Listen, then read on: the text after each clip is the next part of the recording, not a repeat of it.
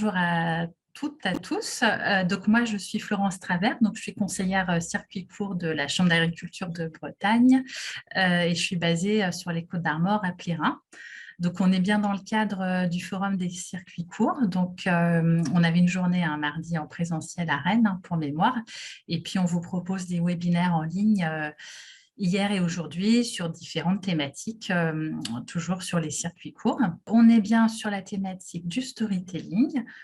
Donc, c'est un outil de marketing qui n'est pas trop utilisé par les producteurs fermiers encore, donc assez nouveau. Donc, c'était l'objet que Fabrice tu nous présentes ce sujet. Donc, je te laisse te présenter, puis on y va en sachant, bon, je regarde l'heure, on te donne à peu près une demi-heure, pas plus. Eh bien, mais je regarde aussi le timing de mon côté, il n'y a pas de souci. Bonjour à toutes et à tous. Donc, pour me présenter, donc moi, c'est Fabrice Grillon-Gabory. J'ai différentes activités, mais notamment une activité de consulting en marketing et circuit court. Où j'accompagne alors soit des porteurs de projets agricoles collectifs, soit des agriculteurs individuellement dans la mise en marché, on va dire, de leur offre de produits ou de leur offre de services. Et puis, je suis également formateur pour le réseau des chambres d'agriculture. Et donc, c'est dans ce contexte-là que j'ai pu rencontrer certaines collègues de la Chambre d'agriculture de Bretagne et qui m'ont proposé de vous faire cette petite intervention très courte et très rapide autour du storytelling, qui est un peu un mot barbare, mais on va voir finalement que ce n'est pas qu'un barbarisme et que ça peut être aussi un outil marketing au service de la vente donc, de votre offre de service ou votre offre de produit. Donc, j'ai bien noté que les questions seront à la fin, donc je vous propose de dérouler en monologue ma présentation. Sauf s'il y avait vraiment quelque chose qui n'était pas clair, n'hésitez pas à lever la main, Florence ne manquera pas de me le dire. Donc, pour démarrer, si on peut passer sur la slide 2. Hop. Donc, le storytelling, finalement, c'est quoi? Ça va être la différence assez simple et basique entre le roi mouru et la reine mourue, et d'un autre côté, le roi mouru et ensuite la reine mourue de chagrin. Pourquoi je trouve que cet exemple illustre très bien le storytelling, c'est qu'on voit bien que d'un côté, on a sur la première phrase une information pure et dure. Voilà, donc on est informé que le roi est mort et que la reine est morte ensuite. Alors que dans le second cas, on a un début d'histoire, on a quelque chose qui nous dit, mais du coup, elle est morte de chagrin. Pourquoi? Et donc, quand on a ce pourquoi qui se pose, ça va être tout l'objectif du storytelling, c'est que le client se pose la question du pourquoi pour rentrer dans un vrai dialogue avec lui sur tous les supports qu'on va pouvoir lui soumettre ou sur vos présentations à l'oral, dans un exercice de vente directe ou dans un exercice d'accueil à la ferme. Si on passe sur la slide suivante, donc 2 adages avant d'aller plus loin pour se mettre d'accord. C'est le premier, accepter que le circuit court, c'est d'abord de la communication. On vend un produit, on ne vend pas un produit, mais on vend avant tout une image qui va être l'image qui va permettre de passer à l'acte d'achat. Et le deuxième adage sera de dire qu'il ne sert à rien de communiquer si le produit n'est pas défini, si le prix n'est pas cohérent avec le circuit de distribution et la clientèle cible. Donc, c'est dans ce contexte-là, sur la diapositive suivante, que le marketing, finalement, est un outil à votre rescousse, un outil qui souvent est mal vu quand on parle de produits fermiers, d'agritourisme et de circuits courts, mais néanmoins, il y a des outils, il y a des concepts qui, à mon sens, ont toute leur pertinence d'être déclinés pour vous accompagner dans vos différents projets. Donc, sur la diapositive suivante, j'ai mis une définition, la définition la plus simple possible, c'est celle du Larousse du marketing, qui nous dit que c'est l'ensemble des moyens et des actions coordonnées dont dispose une entreprise pour influencer dans un sens favorable à la réalisation de ses propres objectifs, les attitudes et comportements des publics auxquels elle s'intéresse. Donc, ce qui est intéressant dans cette définition, c'est qu'il y a la notion d'outil et de moyen, la notion de vente de quelque chose, de rentabilité, de durabilité et de prescription. Et c'est bien là-dedans qu'on va mettre le premier, on va gravir ensemble la première. Donc ça, c'est la définition générale du marketing. Et quand on parle de marketing, donc sur la diapo suivante, je voulais vous rappeler qu'il y a 2 types de marketing. D'un côté, le marketing de l'offre, où on va avoir le produit qui va être au cœur de la conceptualisation marketing. Et d'un autre côté, le marketing de la demande, où on va plutôt changer de prise et regarder en se disant que veut le consommateur auquel je m'adresse, quel type de produit il s'attend, quel type de service, quel type de prestation, et du coup, tout construire en repartant du client. Vous l'aurez compris, bien entendu, moi, dans le changement de posture que je propose quand on rentre dans ces logiques de storytelling et de marketing émotionnel, c'est de passer du marketing de l'offre au marketing de la demande. Autrement dit, intégrer le client au cœur du système. Donc, il y a un autre outil qui est souvent utilisé, qui est l'outil du mix marketing. Alors, je remets un peu dans le contexte. Le marketing a été créé au départ quand l'offre est devenue supérieure à la demande. Et donc, du coup, il y a eu cet outil de mix marketing qui s'est mis en place dans les années 60, qui sont en fait différentes variables pour analyser finalement sous un prisme matriciel le produit que vous allez créer, que vous allez chercher à vendre, et donc derrière, dans lequel on va intégrer la stratégie de communication pour avoir une offre globale cohérente autour de ces différents éléments. Donc, il y a eu les stratégies des 4P, puis des 5P, puis des 6P. Aujourd'hui, on en est au 10P. Mais en tout état de cause, la finalité, c'est vraiment de se démarquer des produits existants et de permettre aux clients une expérience mémorable. Donc, juste pour balayer rapidement ces 10P, qui sont l'analyse marketing matricielle pour élaborer son message. Donc, on va s'intéresser d'abord au produit. C'est quoi le produit? Qu'est-ce que j'offre? Qu'est-ce que je propose? Un produit ou un service, j'entends quand je parle de produit. Quel est son prix? Quelle est sa stratégie de prix? Quelle est sa place sur le marché? Donc, dans vos cas, si on va parler de l'agritourisme, on est dans le champ du tourisme, dans le champ de l'hébergement, dans le champ de l'hébergement en milieu rural, dans le champ de l'hébergement en milieu rural, dans une ferme, chez un agriculteur. Pour illustrer un petit peu la place sur un marché, comment on se positionne sur ce marché, quelle est la demande des clients. Il y a la notion également de promotion, donc ça, c'était les 4P, produit, prix, place, promotion, étant entendu derrière promotion, la communication, donc quelle est la stratégie de communication, quels sont les moyens dédiés pour la communication. Et puis le 5e P, qui est le P de personnel, donc ça, c'est très important, notamment dans les boutiques de producteurs, notamment quand ce n'est pas l'agriculteur qui va recevoir le client, quand ce n'est pas l'agriculteur qui va faire l'acte d'achat, être bien sûr que tout le personnel de l'entreprise se soit approprié la stratégie commerciale et marketing de l'entreprise. Puis si on continue dans nos P, il y a le P de preuve, donc quelle preuve j'apporte au client, comme pour le sécuriser dans son choix, qu'il ait bien fait le choix. Le P de processus, quel va être le circuit de vente, en quoi il va être adapté à ce qu'attend le consommateur. Si je m'adresse à une clientèle, je dis n'importe quoi, vous voulez vendre du cidre aux gens qui sont venus passer des vacances en Bretagne, ben voilà, j'ai un site de vente en ligne simple avec un système de chronopost en livraison J+2. Voilà, c'est un processus qui répond à une demande avec évidemment un paiement en ligne. Puis ensuite, le P de partenariat, donc quels sont mes partenaires? Donc, j'entends derrière les partenaires tout ce qui va être les marques. Bienvenue à la ferme en fait partie d'une, mais il y en a peut-être d'autres. Il y a des signes officiels de qualité comme le bio, les IGP, les AOP, les marques. Je crois qu'il y a une marque Terre de Bretagne chez vous, etc. etc. Comment je m'appuie sur mes partenaires qui portent des marques ou des partenaires locaux comme un office de tourisme ou une agence de développement touristique. Le P de permission, qui va être de dire, en fait, je propose au client de rentrer en interaction avec lui, mais je suis dans une logique de proposition et je lui demande la permission de venir, en fait, découvrir le message que je vais lui faire passer ou de vivre l'expérience unique que je lui propose. Et enfin, le dernier P, c'est le P qui m'intéresse le plus, puisqu'on parle de storytelling, c'est le P de pourpre, donc qui est né d'un constat qui était, en fait, finalement, de dire que quand on regarde un troupeau de vaches, noir et blanche ou marron et blanche, bah, au bout d'un moment, on se lasse. Au début, on voit leur différence et puis très rapidement, on ne voit plus la différence entre ces vaches. Alors, pour se démarquer et pour rester toujours démarqué, finalement, au milieu de son troupeau de 30, 50 ou 100 vaches, si je viens intégrer une vache de couleur pourpre, comme la vache Milka, eh ben, c'est celle-ci sur laquelle mon œil va se poser, c'est celle-ci qui va attirer mon attention. Et donc, c'est bien là-dessus où on va chercher à créer un message qui soit mémorable, qui se différencie. Ça, c'était sur la stratégie marketing. Et donc, les 3 grands principes du marketing, si on continue d'avancer, je vais assez vite parce que le temps nous est compté. Le premier, ça va être de rentrer dans le premier principe de la segmentation, puis du ciblage, puis du positionnement pour créer un produit adapté et avoir les messages de communication qui font bien derrière.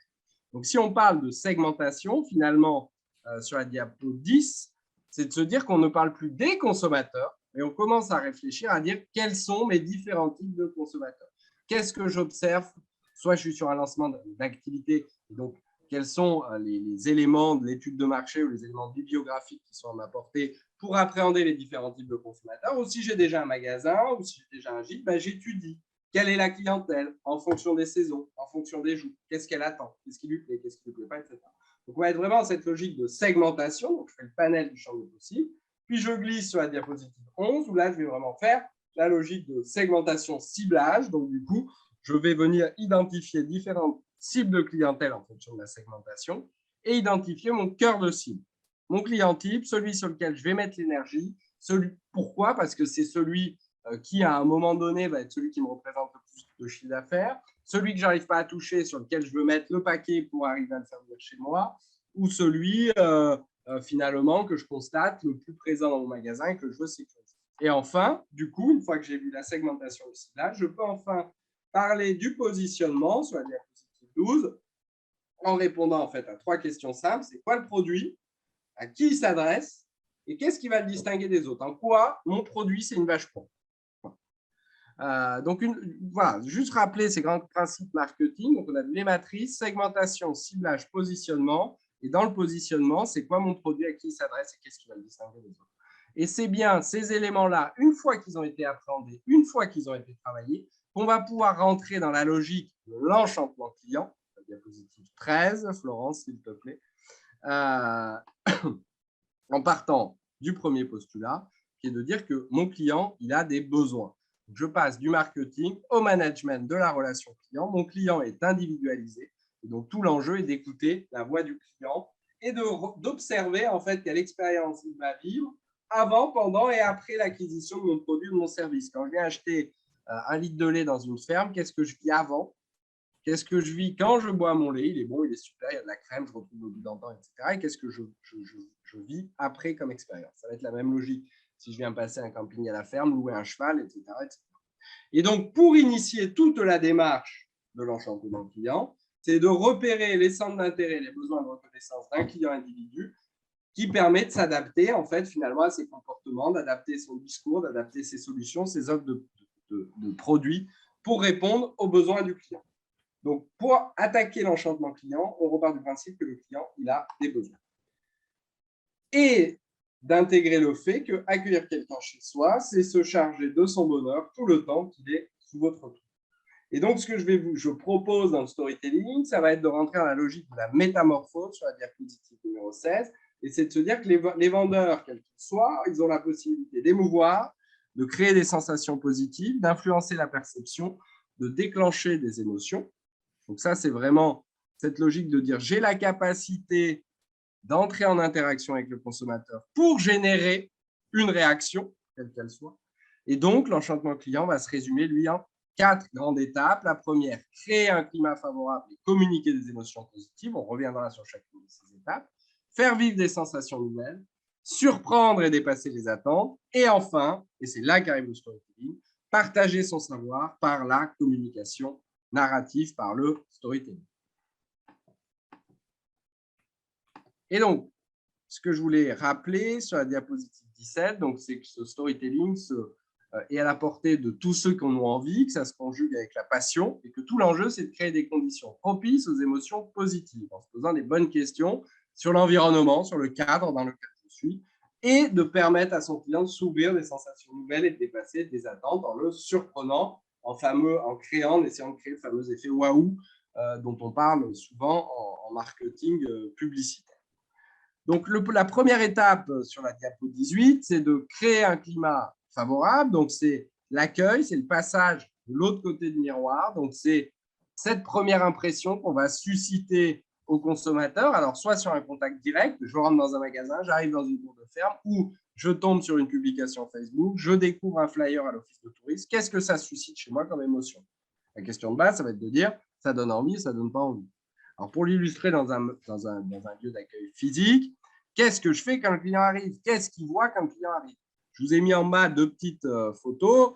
L'une à gauche qui va être un resto routier en bord de mer, l'autre un resto étoilé en bord de mer. Finalement, le même poisson que je vais manger dans chacun de ces restos n'aura pas les mêmes saveurs.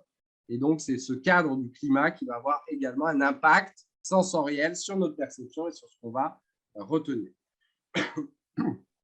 La deuxième chose de l'enchantement client, ça va être de faire vivre des sensations nouvelles. L'objectif pour faire vivre ces sensations nouvelles, c'est de parler aux 5 sens. Vous parlez au cœur, au corps et à l'esprit en capitalisant sur les 5 sens, en cherchant à éveiller la curiosité du consommateur par l'expérimentation, en l'accompagnant dans une découverte ou en lui faisant vivre des sensations nouvelles en parlant de son produit. Et ce qui est constaté, ce qui est sûr et indéniable, c'est qu'aujourd'hui, parler au sens permet de vendre beaucoup plus. C'est la preuve par les sens sur le plan émotionnel. Donc, quand on parle de parler au cœur, finalement, c'est tout ce qui va relever de l'émotionnel, c'est le climat, les émotions positives que le vendeur va éveiller chez le consommateur. Donc, on le regarde, on l'écoute, on sourit, on observe pour détecter tout le non-verbal. Donc, ça va être tout ce qui est le plan émotionnel.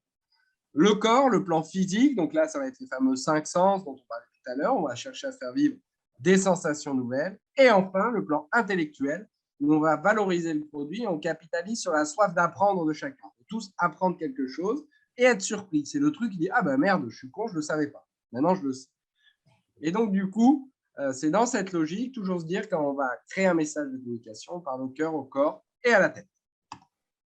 Troisième axe, l'effet waouh dont je vous parlais tout à l'heure, surprendre et dépasser les attentes de son client. L'objectif, c'est de l'étonner.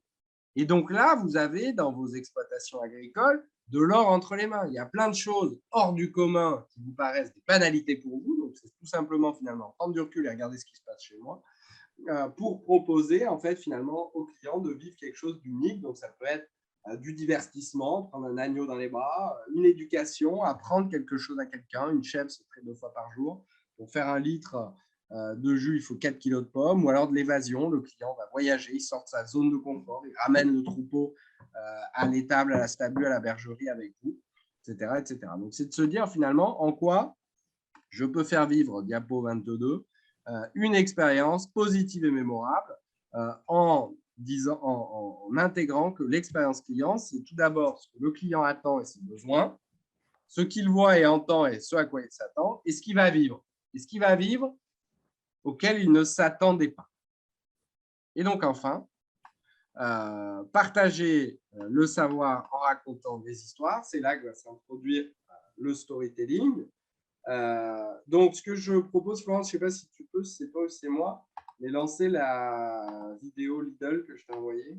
Alors, attends, je tente. Donc,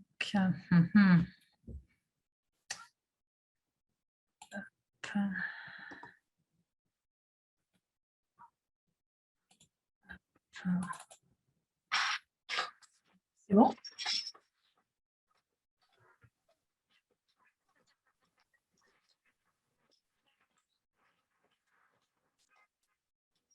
Le patron. Bon alors, j'ai pris.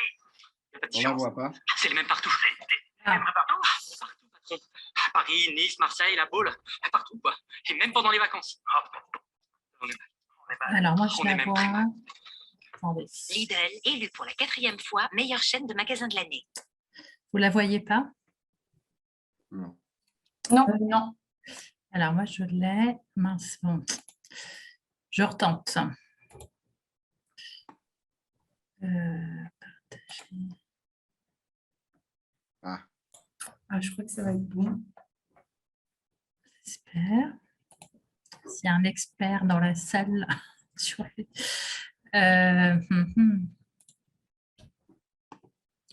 je fais ça. Ah, voilà. Et là, c'est bon. Ah, c'est bon. Ouais, c'est bon. Merci.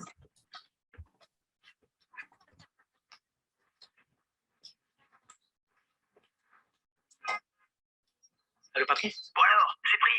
Il n'y a pas de différence. C'est les mêmes partout. Les mêmes partout. Partout, patron. Paris, Nice, Marseille, La Baule. Partout, quoi. Et même pendant les vacances. On est mal. On est même très mal. Lidl, élu pour la 4e fois meilleure chaîne de magasins de l'année. Donc là, ce que je trouve qui est intéressant dans cette petite vidéo courte, c'est que plutôt que d'attaquer en fait sur le message de fin qui est de dire Lidl élu meilleure chaîne de magasins pour la 4e fois de l'année, on va plutôt en fait nous raconter une histoire. Donc je ne sais pas si vous avez en mémoire ce qui s'est passé sur cette vidéo, mais voilà, on voit quelqu'un qui sort d'un magasin, qui observe ce qui se passe autour de lui. C'est l'été, c'est les vacances, les gens ont l'air heureux. Et finalement, on comprend qu'il était venu faire du relevé de prix, faire de la veille. Et il appelle son boss pour dire « On est mal, chez Lidl, c'est les mêmes prix partout, toute l'année. » Le message, c'était quoi? C'était une pub qui avait lieu pendant l'été pour inciter les gens à leur dire « Voilà, c'est les mêmes prix partout en France. » Donc, on n'est pas dans ce fameux adage où on sait que les prix augmentent sur les zones touristiques l'été. Et donc, on vient raconter cette histoire et on mémorise en fait finalement plus facilement le message que chez Lidl, c'est les mêmes prix partout. Donc, on est bien, si on repasse à la diapo 24, dans cette logique de communication narrative, donc de technique qui consiste à propager une histoire ou des histoires, vraies ou vraisemblables, de personnes morales ou physiques, en cherchant à créer une complicité émotionnelle avec les consommateurs et les autres parties prenantes, contrairement à une approche publicitaire classique. Donc, la base du départ, c'est de dire arrêtons de raconter des produits, mais de vendre des produits, mais de raconter des histoires. Donc, le storytelling, finalement, l'état d'esprit, c'est quoi? Sur la slide 26, je ne sais pas si tu suis, Florence. Oui, c'est bon. Parce que moi, je regarde Je n'ai pas les numéros de slides, mais je pense que ça va à peu près. Ouais, c'est ça. Donc, il y a 4 grandes questions à se poser quand on parle de storytelling. C'est 1, qu'est-ce qui donne envie de venir chez moi? Donc, en quoi ça suscite mon imaginaire, mon expérience? Quelle expérience je vais y vivre? En quoi elle va être unique? En quoi elle va être exceptionnelle? Comment je vais me valoriser au travers de cette expérience, me raconter, me mettre en scène? Est-ce que, et enfin, quel souvenir je vais ramener, que ce soit un produit, une histoire, etc. etc. Donc ça, c'est vraiment le filtre du storytelling qui est essentiel dès qu'on vient créer un message, un flyer, un post Facebook, un article sur Internet, etc. etc. Donc, la communication, elle permet 1, de visualiser, 2, d'entendre, 3, de percevoir les messages élaborés par vos soins. Donc, ce qu'il ne faut pas perdre de vue, et souvent on voit le cas, je bosse avec une agence de com qui me fait des flyers et finalement, c'est eux qui me font ma stratégie commerciale de communication. Non, c'est bien à l'exploitant agricole de définir sa stratégie marketing, sa stratégie commerciale pour créer son brief parce que c'est lui qui en est responsable. Et l'autre, il est juste là pour mettre les choses en musique. Donc, toute l'idée, c'est d'intégrer en fait toutes les parties prenantes sur la diapositive suivante. Donc, le client, l'agriculteur, donc qui va être vous. Qui êtes-vous? En quoi vous êtes unique? C'est quoi votre histoire? C'est quoi vos valeurs? Pourquoi vous faites ce message? En 2, quel est votre produit, votre service? Il est positionné dans un marché, un univers concurrentiel, et lui aussi, il a sa propre histoire, et vous avez des synergies entre les deux. C'est vous qui avez façonné ce produit à votre main, mais lui, en quoi il a sa propre histoire tout seul? Et ce produit va s'adapter à un client personnifié. C'est qui? Qu'est-ce qu'il attend en termes de besoins? Et donc, du coup, tout l'enjeu va être de venir vers ce client en lui racontant une histoire, donc via le storytelling, avec la finalité de vendre un produit pour, in fine, faire déclencher un comportement d'achat. Donc, c'est un passage à l'acte, un achat, une réservation sur une plateforme d'hébergement, etc., etc. Donc, il y a 3 idées derrière le storytelling. Donc, c'est vraiment un changement de posture dans la manière de communiquer qui vient capitaliser sur les hommes qui ont fait le produit ou le service. Qui est-ce qu'ils le font? Alors, ça peut être l'agriculteur, ça peut être ses animaux. Ça peut être l'agriculteur, ça peut être sa ferme qui parle. Mais derrière, il y a une histoire. Et derrière ces histoires et ces personnages, il y a des valeurs. Ces valeurs, c'est ce qui va nous permettre derrière de faire vos slogans. Et enfin, vous allez définir des objectifs marketing en réfléchissant à trouver un retour sur investissement à analyser. Et donc, c'est une fois qu'on a adopté ce changement de posture, des hommes, des valeurs, des objectifs marketing, qu'on va pouvoir se mettre dans la démarche de storytelling pour créer des histoires, quels que soient les supports. Et derrière, hop, excusez-moi, j'ai un petit bug. Et derrière, de vous poser les 4 questions du storytelling que je vous évoquais tout à l'heure. Et enfin, de prendre conscience que les agriculteurs et l'agriculture au sens large ont de l'or entre les mains en fait, pour capitaliser sur ces valeurs et ces histoires. Donc ça, je vous ai juste mis pour finir, parce que c'est vrai qu'en une demi-heure, c'est très court, mais je vous ai mis quelques petits exemples. Donc, ça peut être n'importe où le storytelling. Hein. Ça peut être sur une fiche de présentation. Donc là, sur une boutique de producteurs, où on a des fiches par ferme. Donc, on va avoir déjà dans la photo un début d'histoire. La madame et son mari qui ont l'air heureux avec un fromage dans les mains. Et donc, elle raconte son histoire. Voilà, je suis une ancienne comptable reconvertie en fromagère et je vis mon nouveau métier avec passion. Alors là, il y a le « elle », c'est mieux d'utiliser le « je », mais néanmoins, etc. Et là, ce que je voulais attirer votre attention, c'est attention au barbarisme. Aujourd'hui, elle s'adresse à des personnes lambda et elle commence à rentrer dans de la technique. J'imagine des nouvelles recettes, pâte pressée, lactique ou à tartiner, élaborées à partir du lait de chèvre que produit mon mari Régis. Donc là, on commence à comprendre. On a les deux personnages qui sont présentés, quelle histoire ils veulent nous raconter. Mais elle a déjà perdu le kidam lambda en lui parlant de pâte pressée de pâte de fromage lactique. Et après, on repart toujours sur des grands clichés. Je transforme 500 litres de lait par semaine. Pour le consommateur, ça ne lui parle pas. C'est beaucoup ou c'est pas beaucoup? Qu'est-ce que ça veut dire de transformer 500 litres de lait par semaine, etc. Donc, ce que je voulais dire, c'est on a bien des personnages qui ont une histoire sympa. J'étais comptable, j'en ai eu marre d'être enfermé dans mon bureau, j'ai voulu retrouver un métier qui a du sens. Mon mari était éleveur de chèvres, j'ai décidé de le rejoindre, mais qu'est-ce que j'ai amené? J'ai amené de l'innovation, etc. Plutôt que de rentrer sur des termes très techniques, sur des chiffres qui peuvent faire peur, etc. Mais c'est valable aussi sur une fiche d'adhérent. Donc là, c'est une adhérente de Bretagne sur le site de Bienvenue à la ferme. Voilà, on commence dans le dur. Abder-Angus est situé en Bretagne, dans les Côtes-d'Armor, sur la commune de Pommery-le-Vicomte. Mon troupeau est originaire d'un même élevage d'Écosse. Tous les animaux sont également enregistrés dans le Herdbook écossais. Ça veut dire quoi? Voilà. Donc, c'est vraiment, en fait, adopter sur notre posture avant de dire où est située ma ferme, qui je suis. Je suis Caroline, j'élève des vaches de race Angus. Pourquoi?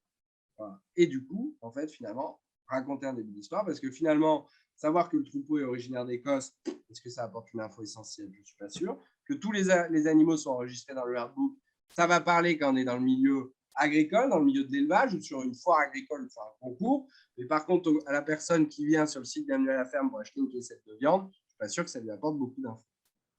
Pareil, sur un post Facebook. Je me permets, Fabrice, c'est vrai qu'elle avait d'autant plus de choses à dire qu'elle est originaire de Belgique et elle est venue ici pour rejoindre son mari. Donc, il y avait de la matière pour raconter l'histoire, effectivement. Tout à fait. Bon, elles vendent la viande ou elles vendent les bêtes sur pied? Parce que là, on dirait que c'est pour la reproduction. Ah oui, d'accord. La viande. Voilà, pareil sur la photo. Est-ce que ce ne serait pas sympa d'avoir Caroline au milieu des vaches? Donc, voilà, se poser ces questions, d'installer les personnages et de raconter une histoire et de ne pas faire de technique. Mais c'est valable aussi sur un post Facebook. Là, c'est un drive qui a été mis en place par la Chambre d'agriculture des Hautes-Pyrénées pendant le Covid. La Chambre d'agriculture vous rappelle qu'il reste du temps pour faire vos emplettes. Cette semaine, on vous fait découvrir les produits de Fabien Clairaut, éleveur et transformateur de porc plein air. On prend le truc à l'envers. La Chambre d'agriculture qui me rappelle qu'il me reste peu de temps pour commander mes bons produits, je m'en fous. Mais là, je suis en train de valoriser le type Fabien. Et Fabien, c'est qui? Il élève des porcs plein air. Et je commence par Fabien. Et si vous voulez découvrir les produits de Fabien, vous pouvez les commander jusqu'à ce soir ou demain sur le site du drive de la Chambre d'agriculture. Donc, c'est vraiment ça, ce changement de posture, se dire je mets d'abord en avant les hommes et l'histoire et j'essaye d'être cohérent, d'avoir Fabien avec sa viande sous vide, qui est quand même souvent un frein quand on fait de la vente en circuit court, avec un logo Chambre d'agri derrière. Est-ce qu'il ne vaudrait pas mieux avoir Fabien au milieu de ses cochons, ou avoir Fabien au milieu de sa cour de ferme avec une assiette dans laquelle on va retrouver le boudin et une tranche de saucisson? Donc, c'est ce type de questions qu'il faut, à mon sens, régulièrement se poser. Et je crois que je voulais finir. Non, je crois qu'il y a deux petits supports, mais le temps est bon. On est bon, Florence? Oui, facile. Ouais. Bon, je suis allé très, très vite. Mais, voilà. Donc, ça peut être aussi sur un flyer. Alors, ça, c'est le flyer d'une adhérente Bienvenue à la ferme du département de l'Hérault qui était venue en formation storytelling il y a quelques années maintenant. Il disait, voilà, moi aujourd'hui, je fais du mohair sur ma ferme et je transforme, je fais des pulls en mohair et différentes créations artistiques. Et voilà, je voudrais, est-ce que tu penses que mon flyer, on est bien? En fait, non, pas du tout. On a un personnage, effectivement, la ferme dorée, c'est Kioré, c'est la petite fille qui a une chèvre dans les bras. Un métier, une passion. En fait, elle parle de chèvre mohair, mais devant, elle me met un lama avec des enfants. Est-ce que c'est ça? Est-ce que ça s'adapte à ma clientèle? Et donc, du coup, c'est à partir de ce flyer-là qu'on a pu rentrer en fait dans une logique de dire on va créer une histoire. Alors, pour créer une histoire au début, on fait comme avec les enfants. Il était une fois une petite ferme blottie entre Vigne et Garrigue. Elle avait à cœur de créer le plus beau mohair du monde. C'est un début d'histoire. Ah ouais, comment elle fait? fier de son petit troupeau de chèvres angora. Aurélie en prend soin chaque jour. Donc là, je vois les chèvres. OK, je vois bien ce que c'est maintenant une chèvre angora. Vous avez besoin d'authenticité, d'histoire millénaire, d'aventure d'hommes et de femmes engagées dans un projet fou de douceur et de tendresse en compagnie des animaux. Je vois Aurélie, je vois le truc un peu sensible avec la petite chèvre qui va au biberon. Vous voulez redécouvrir le métier d'éleveur, la passion du travail bien fait, le savoir-faire ancestral qui permet de transformer la matière brute, puis d'imaginer et produire des vêtements et accessoires de mode à la croisée du beau et de l'utile. Cette visite est parfaite pour vous. Et là, je vois en fait que je passe de la chèvre à la laine, au pull, à la pelote de laine et à l'écharpe. Je suis bien dans cette logique-là. Et après, on est allé encore un peu plus loin sur le slogan, la punchline, créatrice de mohair, du chevreauquinet à la maille comportée. Quand j'étais petite, je voulais travailler avec les animaux. La vie en a voulu autrement jusqu'à un jour, je décide de réaliser mon rêve d'enfant. Là, j'ai une vraie histoire et elle va me raconter quelque chose. Et ça, c'est bien de décliner sur le flyer, mais il faut le faire partout, sur Facebook, sur Internet, dans le scénario de quand je reçois les gens pour raconter l'histoire. J'élève à Rougeant un petit troupeau de chèvres angora pour récolter le précieux de laine mohair. Si vous veniez à la ferme, je vous raconterai mon histoire, comment j'en suis arrivé là. Donc, elle n'est pas en train de me raconter son histoire, elle m'invite à venir et elle me donne envie de découvrir la passion qui l'anime chaque jour et le plaisir qu'elle a à travailler auprès de ses bêtes. Et après, blablabla, elle fera découvrir le savoir-faire ancestral. Je vous dis à bientôt si le cœur vous en dit. Donc, forcément, le cœur m'en dit. Par rapport au timing, donc voilà. Et après, donc on reprend évidemment sur la fiche. On vire les enfants et le lama. Et on met, alors le lama, elle y tient parce que c'est mascotte, c'est quelques lamas. Mais on la met, elle, au milieu de ses chèvres avec forcément dès le début les photos de pull et l'éleveuses heureuses avec ces animaux qui sont heureux, qui lui portent de l'affection. Et voilà. Et donc, on a dans la logique du chevreauquinet à la maille qu'on porte, on sait qu'on est chez une éleveuse qui va aller de A à Z, comme quand je vais chez un arboriculteur qui va faire des. Et donc, pour se mettre en route, je finirai là-dessus toujours assez rapidement. Le premier postulat de départ dans les règles avant de se jeter à l'eau, tu me suis toujours, Florence? Oui. C'est il faut se faire plaisir pour partager son plaisir, chercher à jouer avec l'émotion, pas avoir peur de mettre en avant des événements personnels, des événements extérieurs ou intérieurs, des changements importants, des événements qui conditionnent celui qu'on est, avec toujours l'objectif de vendre un produit, une marque, une image, et chercher à ce que le client s'approprie cette histoire et puisse la raconter. J'étais chez Aurélie pendant mes vacances quand je suis venu dans l'Hérault, c'est super, cette nana, elle a des trucs, et puis en plus, elle fait des super pulls. Regarde, j'en ai un sur moi, parce que je suis rentré en Bretagne et qu'il fait froid. Donc voilà, pas de censure, ne pas hésiter à aller très loin dans les délires et dans les histoires. Moi, je crois que c'est une des règles du storytelling. Et on se dit, vous allez me dire, mais comment je commence? Et donc, pour trouver l'inspiration, c'est de se dire finalement, je dis la stratégie marketing, c'est clair, j'ai vu où je voulais aller, segmentation, ciblage, positionnement, identification, différenciation. Mais maintenant, de quoi vous voulez parler? Et sur quel support? Et donc là, on va commencer à lister les histoires qu'on connaît sur l'exploitation. Mon grand-père déjà. Quelle place vous occupez aujourd'hui? Avec mon expérience dans Il était naturel que. Quels ont été les faits marquants? Quels sont les personnages au cœur de l'histoire? Quels sont les éléments écosystémiques? Qu'est-ce qu'il y a autour de chez moi? Sur ce que je peux capitaliser. Et donc, j'ai mis des petites questions parce que j'imagine les diapos vont vous être communiqués derrière. Pour amorcer la pompe, rappelez-vous la première fois quelle émotion ça vous a suscité? Un jour, vous êtes dit, alors, qu'est-ce qui s'est passé? Quel a été l'événement marquant, etc., etc., etc. Donc, sur la dernière minute qu'il me reste. Oui, prends quand même ton temps, respire. Oui, j'ai essayé de respirer un peu. En résumé, ce que je vais vous dire, c'est que le storytelling peut s'utiliser sur tous les supports. C'est d'avoir une idée et une histoire, et que l'histoire va permettre d'ancrer l'idée dans le cerveau du lecteur, et ce qu'on va retenir, c'est l'anecdote. La bergerie de Montfort, dans le magasin, elle était comptable et elle a rejoint son mari Régis. Je ne retiendrai que ça, qu'elle fasse 500 litres de lait, que ses chèvres soient inscrits au Herdbook ou qu'elle fasse des pâtes lactiques, je ne retiendrai pas tout. 2, que l'histoire, admettre que c'est l'histoire qui va parler à votre place. Donner des éléments de contexte, ils vont s'appuyer sur les 5 sens pour permettre de mémoriser. 3, structurer l'histoire, c'est la chute, c'est patron, on est mal de leader. Et les 3 règles d'or, simplicité, familiarité, émotion et rythme. Et donc, pour finir, 3 petites citations. On a commencé sur 2 adages pour ouvrir. 3 citations pour finir. La première d'un architecte Tout ce que je crée, que ce soit un musée ou une bouilloire, part d'une histoire. Quand je sais quelle histoire raconter, le reste suit. La seconde, d'un scénariste, les histoires sont la monnaie qui régit les relations humaines. Et la dernière, qui est la mienne, c'est à la fin de la foire qu'on compte les bouses. Donc, c'est vraiment de se dire, on se permet tout, on ose tout, et on n'oublie pas d'évaluer si on a bien atteint ses objectifs marketing, ses objectifs commerciaux. Voilà, c'était juste une petite demi-heure d'initiation et de présentation rapide du storytelling. J'espère que je ne suis pas allé trop vite et que j'étais suffisamment audible. Tout état de cause, je vous remercie de votre attention et je suis à votre dispo s'il y a quelques questions ou précisions. Merci Fabrice. Effectivement, c'était l'idée d'une mise en bouche. On est sur un format court, pratique, là en visio, voilà, pour que ce soit pratique. Et puis, bien évidemment, si on veut aller plus loin, il faudra se retrouver sous d'autres formats. Et notamment, voilà, on vous propose une formation sur le sujet de la communication, des arguments de vente, storytelling et puis les attitudes de la vente.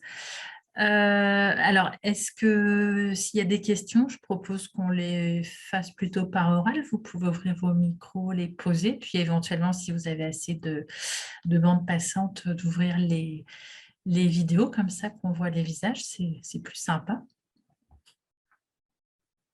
Alors, c'est le début d'après-midi, c'est peut-être...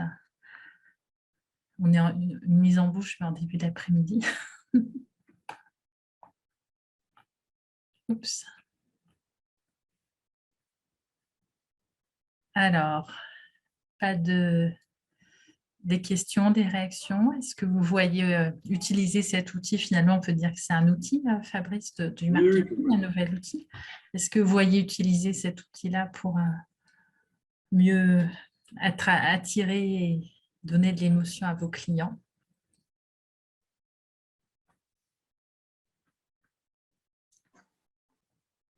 Moi, je ne vois pas de questions dans le chat. Bon, c'est que c'était clair. Donc, c'est Sophie là qui parle. Alors, je vais mettre ma vidéo. Mais on a de gros problèmes de connexion qui a une bombe. On sera peut-être obligé de la couper. Bonjour Fabrice. Vous m'entendez? Oui, parfait. Je pense que c'était très intéressant, mais comme c'est vrai que c'est très condensé et que peut-être que c'est pas très facile d'avoir des questions là tout de suite en fait. Hein. C'était riche. Oui. Alors, ça t'interpelle, ça te parle? Moi, je trouve que la plus belle démonstration, c'est que Fabrice lui-même nous a fait du storytelling sur le marketing. Tout à fait. Ok. Avec sa punchline, c'est à la fin de la foire qu'on compte les boosts. C'est vrai que je m'en souviendrai. Pas la mienne, celle de ma grand-mère, mais je ne vais pas vous raconter. Bon, si c'est de la famille, c'est bon, Fabrice. Si tu as même réussi à remettre ta grand-mère dans le storytelling, c'est encore mieux. Il faut des personnages. Ouais. Voilà, bon, la question que je me pose, c'est comment dire,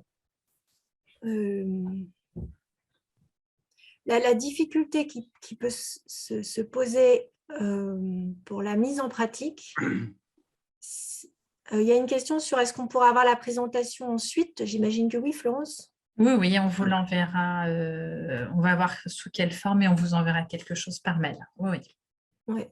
Je pense que là où il y a peut-être une difficulté de mise en pratique, c'est pas, je ne vais pas raconter ma vie, mais enfin j'ai des cas en tête là, mais je ne vais pas raconter là. C'est que c'est hyper intéressant à mettre en place, qu'avec la méthode telle que tu l'as construite, Fabrice, je pense qu'effectivement, tout le monde peut s'y mettre. Mais après, au moment où on a besoin d'accélérer les ventes, qu'on a un produit sur les bras, qu'on veut que les ventes sont moins bonnes, comme ça peut arriver en ce moment, on peut être tenté de faire des choses, des actions pratiques qui vont effectivement faire vendre, mais qui vont perdre un peu le fil du storytelling, alors que ça aurait pu rester dedans. Hein. Je ne dis pas que c'est incompatible du tout, au contraire, ça peut donner un cadre. Mais je pense que dans le feu de l'action, c'est souvent ça qui pêche. entre le storytelling à maintenir à long terme, ne pas se perdre, à déraper, et d'autant plus qu'on doit faire des actions très commerciales à certains moments. Et où justement, on va faire une photo devant le logo Chambre d'agriculture. Alors, je pense que tout le monde devait savoir que c'était nul, mais il fallait faire vite. Je ne suis pas sûr parce que toutes les photos de tout le drive étaient comme ça. Donc, pour moi, c'est juste qu'à un moment donné, il y a effectivement des opérations coup de poing à monter, mais c'est pour ça, moi, dans l'accompagnement que je fais, en fait, on part, quand je parlais d'éléments écosystémiques, en fait, je travaille moi, avec les groupes ou avec les agriculteurs individuellement sur une espèce de carte que j'appelle la carte écosystémique, où on va identifier plein d'histoires, plein d'anecdotes, plein de choses. Et en fait, finalement, une fois qu'on a fait l'exercice, et qu'on a ça en fait en stock, son histoirothèque, si je peux l'appeler comme ça, finalement, derrière, même si j'ai un message un peu rapide à faire passer, je vais avoir cet exercice en tête et je vais aller le chercher. Plutôt que de… En fait, il faut vraiment, à mon sens, et c'est là où c'est le plus dur, c'est d'avoir une stratégie globale, en fait, qui soit cohérente, comme tu le dis. Et de s'y tenir, en fait, de la juger suffisamment importante pour de temps en temps se dire non, ça, je ne peux pas l'envoyer comme ça, ce n'est pas possible. Se garder un cadre important. C'est plus finalement une communication un peu institutionnelle, et puis c'est comme on doit avoir ses arguments de vente sous la main et les connaître par cœur, c'est aussi avoir son histoire à raconter finalement. Et puis, alors c'est vrai que ça… Je suis pas sûre que je ferais cette distinction parce que pour moi, ça infuse. C'est pas que l'institutionnel. C'est-à-dire qu'effectivement, c'est l'institutionnel, mais pour moi, ça doit infuser jusque dans le promotionnel, même, enfin promotionnel pas au sens du prix, mais promotionnel de l'action commerciale. C'est cette cohérence qui peut justement être difficile à maintenir parce qu'on oublie, parce qu'on se dépêche. Tout à fait. Je fais la morale à la personne, je raconte pas mes cas, mais je l'ai fait. Donc ça... Alors, est-ce qu'il y a d'autres… Merci Sophie. Est-ce qu'il y a d'autres questions ou réactions ou peut-être partage d'expérience, effectivement? C'est vrai que on a de plus en plus de producteurs fermiers qui s'installent et qui… comment dire, ont un parcours aussi de vie, c'est-à-dire qu'avant, ils avaient d'autres métiers, d'autres professions, enfin peut-être qu'ils viennent certains d'autres régions, donc il y a aussi sans doute de la matière à cet endroit-là à ressortir pour raconter ces histoires, une histoire.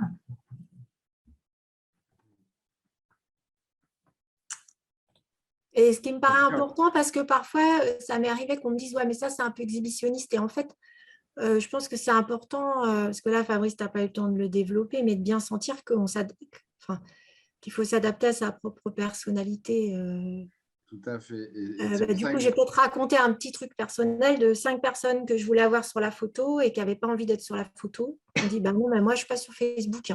Du coup, je me suis amusée, j'ai mis 5 petits animaux et j'ai leur donné les prénoms des gens qui ne voulaient pas être sur la photo en disant ils préfèrent vous voir dans la vraie vie que sur Facebook.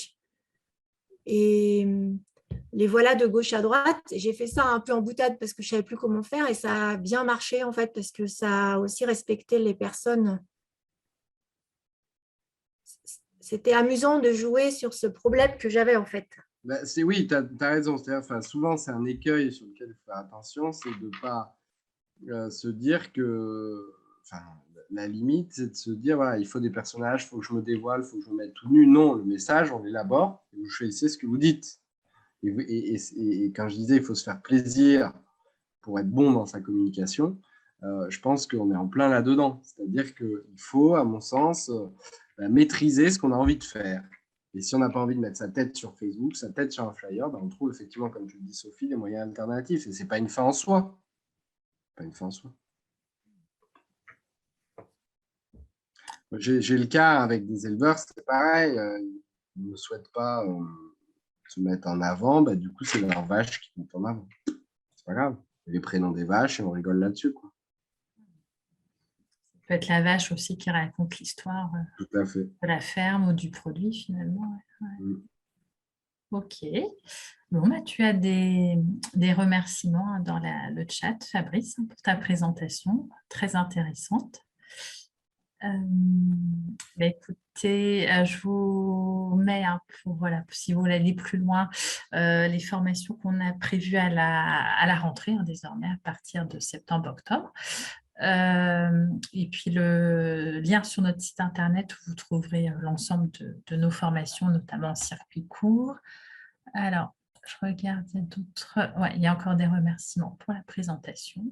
Bon, bah, parfait. OK. Merci à tous. Et puis, au plaisir. N'hésitez pas, même s'il y a des questions a posteriori dans le diapo à la fin, vous avez mon mail et mon numéro de tel. N'hésitez pas à m'appeler. Enfin, moi, j'en informerai Florence ou vous passez par Florence. Il n'y a aucun souci à votre disposition et avec plaisir. Au revoir à tous. Bon après-midi. Merci.